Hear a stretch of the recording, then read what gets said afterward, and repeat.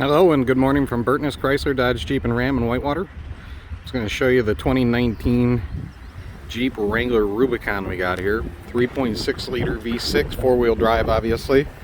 The Rubicons are always known for their four-wheel drive and off-road capabilities.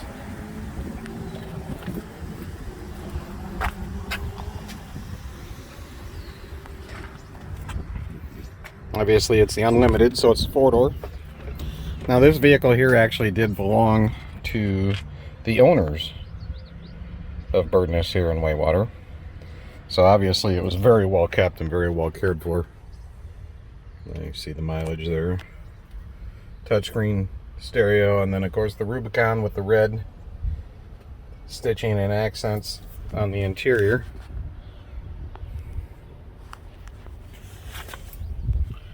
Had those handles installed. The seat's folded flat right now, as you know, he had both roofs with it, so it will come with the soft top and the hard top. Nice looking wheels on it, good tires.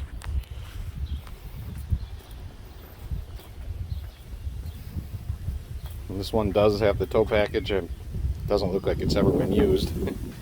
I'll give you a view in the back there of the extras involved.